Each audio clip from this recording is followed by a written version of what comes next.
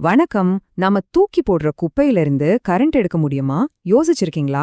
இன்னைக்கு நாம இந்த ஒரு சுவாரஸ்யமான கேள்விக்கு விடை தேடுற ஒரு இந்தியா கண்டுபிடிப்பாளரோட பயணத்தை பத்தி தான் பார்க்க போறோம். ஆமாங்க. நம்ம தினமும் பாக்குற சாதாரண குப்பையையும் சில சிம்பிளான கெமிக்கல்ஸையும் வச்சு கரண்ட் தயாரிக்க முடியும்னு அவர் சொல்றாரு. வாங்க அவரோட இந்த புதுமையான ஐடியாவை பத்தி இன்னும் கொஞ்சம் டீட்டெயிலா பாப்போம். சரி, இந்த கண்டுபிடிப்பாளரோட நோக்கம் என்ன தெரியுமா? ரொம்ப ரொம்ப சிம்பிளான ஒரு விஷயம்தான். நம்மள மாதிரி சாதாரண ஜனங்களுக்கு ரொம்ப சீப்பா ஈஸியா கிடைக்கிற மாதிரி ஒரு கரண்ட்டை உருவாக்கணும். இதுக்காக அவர் ஒரு ரொம்ப பேசிக்கான சயின்ஸ் பிரின்சிபல்ல இருந்து தான் தன்னோட வேலையே ஆரம்பிக்கிறாரு. அந்த பிரின்சிபல் என்னன்னா, ரெண்டு வேற வேற உலோகத்தை தண்ணிக்குள்ள வச்சா அதுல இருந்து ஒரு சின்ன எலக்ட்ரிக் கரண்ட் உருவாகும். இப்போ இந்த சின்னதா வர்ற கரண்ட்டை எப்படி பெருசாக்குறது? அதுக்கு ரொம்ப ஈஸியா கிடைக்கிற விலை கம்மியான ஆனா பவர்ஃபுல்லான மெட்டீரியல்ஸ் எதுன்னு கண்டுபிடிக்கிறது தான் அவரோட அடுத்த டார்கெட்டா இருந்துச்சு. அவரோட ரீசர்ச் அவரை ரெண்டு முக்கியமான பொருட்கள் கிட்ட கொண்டு போய் நிறுத்துச்சு. ஒன்னு, நம்ம சுத்தி எக்கச்சக்கமா கிடைக்கிற ஒரு எலக்ட்ரானிக் வேஸ்ட். இன்னொன்னு, கார்பனோட ஒரு பழங்கால வடிவம். முதல்ல நாம பார்க்க போறது அலுமினியம். இந்த தூக்கி எறியப்பட்ட எலக்ட்ரானிக் பொருட்கள், கூல்ட்ரிங்க்ஸ் கேன்கள், இதுலெல்லாம் இருந்து கிடைக்கிற இந்த அலுமினியத்தை நாம இன்னும் பயன்படுத்தாத ஒரு பெரிய புதையலா அவர் பார்க்கறாரு. இன்னொரு பக்கம் கிராஃபைட். இதுக்கு ஒரு தனித்துவமான குணம் இருக்குன்னு அவர் நம்புறாரு.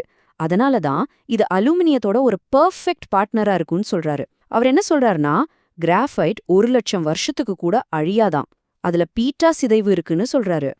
சரி, இப்போ இந்த அலுமினியம், கிராஃபைட் இதெல்லாம் வச்சு என்ன பண்றாரு? கரண்ட் பாயறதுக்கு ஒரு மீடியம் வேணும் இல்லையா? அதாவது எலக்ட்ரோலைட். அந்த மாதிரி 2 ஸ்பெஷல் ஃபார்முலாக்களை அவர் உருவாக்குறாரு. அதுக்கு பேர் தான் கண்ணம்மா. ஃபர்ஸ்ட் ஃபார்முலா கண்ணம்மா கரைசல்.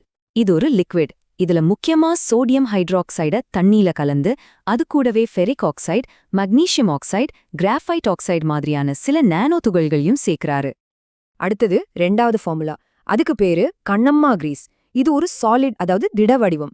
திரவம் பயன்படுத்த முடியாத இடங்களுக்காக அதே மாதிரியான கெமிக்கல்ஸை வச்சு ஒரு கிரீஸ் மாதிரி இது செஞ்சிருக்காரு. ஓகே, இந்த ஃபார்முலா எல்லாம் செஞ்சாச்சு. ஆனா இதை வச்சு என்ன பண்ண முடியும்? இப்போதான் அவரோட ரொம்ப முக்கியமான ஒரு எக்ஸ்பெரிமெண்ட்டை பத்தி சொல்ல போறாரு. அது என்னன்னா, சுத்தமா டெட்டான ஒரு பேட்டரிக்கு மறுபடியும் உசுறு கொடுக்கறது. ஆமாங்க, அவர் ஒரு டியூராசெல் பேட்டரி எடுத்தாரு. அது கம்ப்ளீட்டா டெட்டான பேட்டரி. அதுல தன்னோட டெக்னாலஜி அப்ளை பண்ணி அது திரும்பவும் வேலை செய்ய வைக்க முடியுமா, அதுல சார்ஜ் நிக்க வைக்க முடியுமான்னு டெஸ்ட் பண்ணி பார்த்தாரு. இந்த சோதனையில ரொம்பவே ஆச்சரியமான விஷயம் என்னன்னா, அது எவ்வளோ நாள் வேலை செஞ்சதுங்கிறது தான்.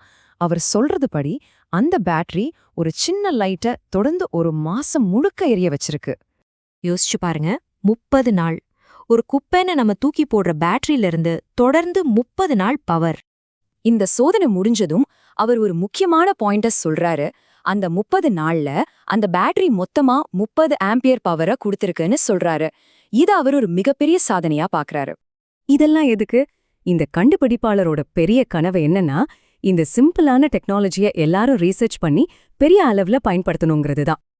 அவர் என்ன நம்புறாருன்னா, இந்த முறைய வச்சு நம்ம தூக்கி போடுற கழிவு பொருட்கள்ல இருந்து எல்லாருக்குமே ரொம்ப ரொம்ப கம்மியான செலவுல நிரந்தரமா கரண்ட் கொடுக்க முடியும்னு நம்புறாரு.